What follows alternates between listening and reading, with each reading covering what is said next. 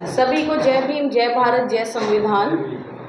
और सभी मेरे मंच पर आसीन मेरे जो पदाधिकारी हैं, सीनियर मेरे बुजुर्ग, यहाँ पे सब माताएं पीछे बैठी हैं मेरे। और जैसा कि अंकल ने कहा कि अभी एक ही महिला, एक ही बेटी हमारे साथ जुड़ी है, तो ये पहल मैं समझती हूँ कि किसी को तो पहल करनी पड़ती है ना। तो ये पहल परिवर्तन ऐसे ही आते हैं, तो मैं इसी में विश्वास रखती हूँ कि हम भीड़ को ना देखकर, बाबा साहेब भी अकेले चले थे तो कारवां पीछे चला, तो ऐसे ही अकेले हमें चलना पड़ता है। अगर हम एक दिखेंगे तो हमारे साथ 10 आ जाएंगे, मैं ऐसा विश्वास रखती हूँ। तो सभी को बुद्ध पूर्णिमा महोत्सव की हार्दिक शुभकामनाएं। और बुद्ध जो हमारे थे, जो हमारी संस्कृति, बुद्ध की संस्कृति जो बुद्धि कहते हैं, विज्ञान कहते हैं, वो बुद्ध से ही जुड़ी है। बुद्ध आए देश में, हमारे बुद्ध हमारे देश के थे, और देश को बुद्धिस्ट कहा जाता है कि ये देश बुद्ध, जहाँ भी खोदोगे बुद्ध ही बुद्ध मिलेगा। तो बुद्ध और विज्ञान, बुद्धि कहते हैं कि बुद्धि, अगर बुद्ध से बुद्धि है, विज्ञान, तर्क, चिंतन, तो फिर क्यों कहा जाता है कि बुद्धू है क्या तू? बुद्धू है का क्या मतलब होता है? बुद्धू है क्या तू? बुद्धू तो मतलब उनका कहने का मतलब होता है कि मूर्ख है क्या तू, यही तो बोलते हैं ना कि मूर्ख है क्या तू। तो बुद्धि तो बुद्ध से थी, तो मूर्ख को बुद्धू क्यों कहा जाता है?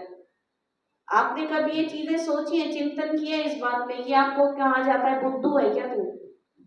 तो ये सब चीजें जो है, हमारी संस्कृति, हमारे धर्म को बदनाम करना, बाबा साहेब को सीमित कर देना सिर्फ दलितों का मसीहा, दलितों का नेता, तो ये चीजें जो हमारे देश में, और अब भी जितने भी लीडर्स हैं हमारे, उनको हर तरह से व्यक्तिगत रूप से, सामाजिक, आर्थिक से रूप से तो हम होते ही कमजोर हैं, लेकिन शिक्षा भी नहीं होती।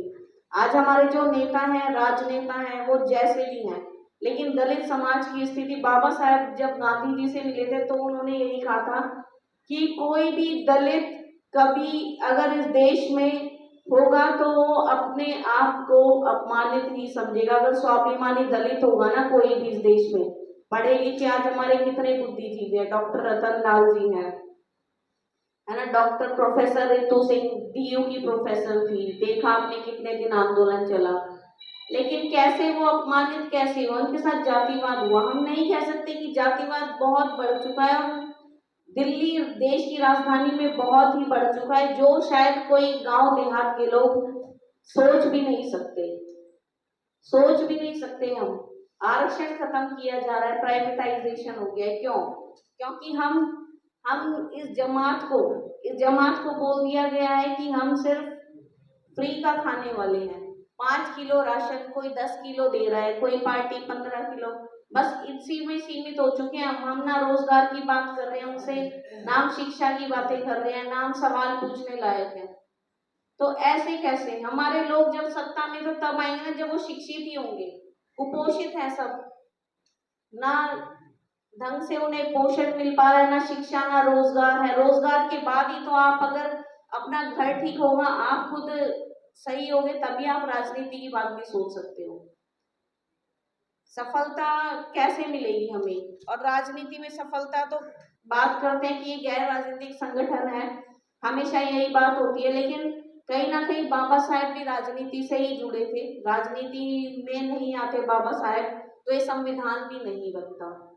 तो इसी के उससे मैं एक कविता लाई हूँ आप लोगों के लिए कि हम थोड़ा कवि तो बहुत है हमारे देश में, राष्ट्रीय कवि भी है एक हमारे, तो भाई राहुल नागपाल जी, ये बहन है आई, तो उन्हीं से मैं सब सीखती रहती हूँ। मैं सबको आदर्श मानती हूँ अपना, क्योंकि हम तो अभी मुंह खोलने लायक भी नहीं है, यहाँ पे हम तो सिर्फ अभी सुन ही रहे हैं और ऐसे संगठनों के साथ मिलके काम कर रहे हैं।